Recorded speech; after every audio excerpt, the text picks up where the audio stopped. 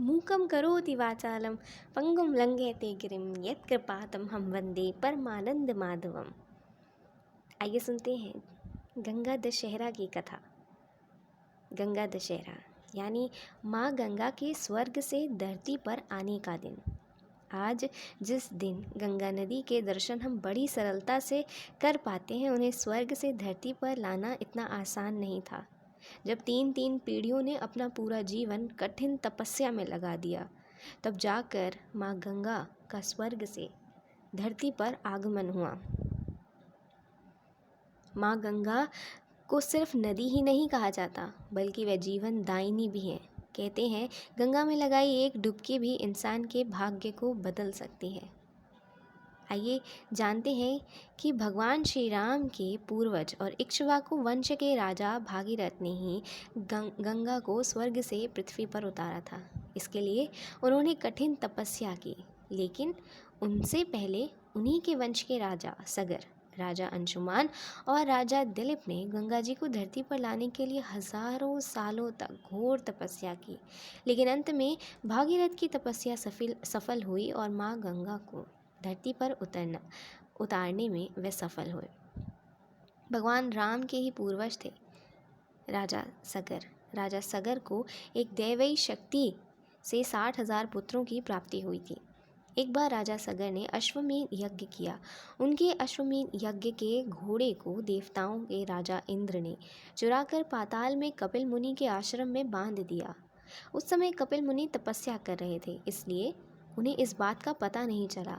वहीं घोड़े की खोज में राजा सगर भी के सभी 60,000 पुत्र कपिल मुनि के आश्रम में पहुंच गए, जहां घोड़ा बंधा हुआ था। राजा सगर के पुत्रों को लगा कि उनका घोड़ा कपिल मुनि ने ही चुराया है। यह सोचकर उन सभी ने गुस्से में आकर मुनि पर आक्रमण कर दिया, जिससे कपिल मुनि की आंखें खुल गईं और उन्होंने राजा सगर के पुत्रों को गुस्से से देखा। सभी 60,000 पुत्र वहीं जलकर भस्म हो गए। राजा सगर के पौत्र अंशुमन बच गए और फिर उन्होंने कपिल मुनि के पास जाकर क्षमा मांगी और अपने चाचाओं की आत्मा की शांति का उपाय पूछा, जिस पर मुनि ने कहा कि अगर पवित्र गंगा के जल उनके चाचाओं पर पड़ेगी तो उनकी आत्मा को शांति मिल जाएगी। इसके लिए पहले राजा सगर, फिर राजा अंशुमान और फिर राजा अंशुमान के पुत्र दिलीप, इन सभी ने कठिन तपस्या कर माँ गंगा को प्रसन्न करने की कोशिश की, लेकिन वे सभी उसमें सफल नहीं हुए और उन्होंने प्राण त्याग दिए। तब राजा दिलीप के पुत्र भागीरथ ने प्रतिज्ञा की कि वह गंगा को धरती पर जरूर लाएंगे। आखिरकार भागीरथ ने अपनी घोर तपस्या से ब्रह्मा जी को प्रसन्न कर लिया और उनसे गंगा जी को पृथ्वी पर भेजने का वरदान मांगा।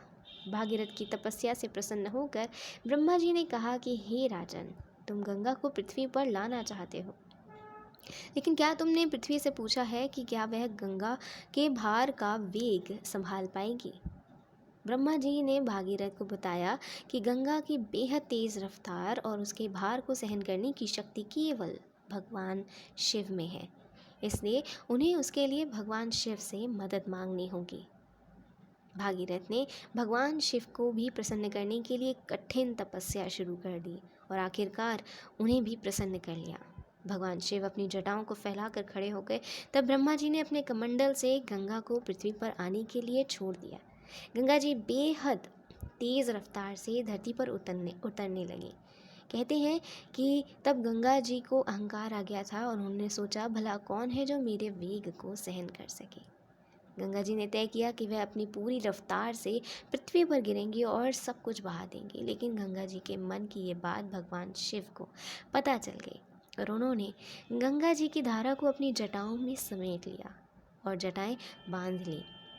इससे गंगा जी भगवान शिव की जटाओं से बाहर नहीं निकल पाईं। तब भागीरथ की प्रार्थना पर भगवान शिव ने अपनी जटाओं से गंगा की छोटी छोटी धाराओं को ही बाहर निकलने दिया। शिव जी की जटाओं से छूटकर गंगा जी हिमालय की घाटियों में मैदान की तरफ मुड़ी। उन्होंने पाताल लोक में जाकर राजा सगर के सभी पुत्रों को मोक्ष दे दिया और इस तरह माँ गंगा का धरती पर आगमन हुआ। बोलिए श्री कृष्ण भगवान की जय।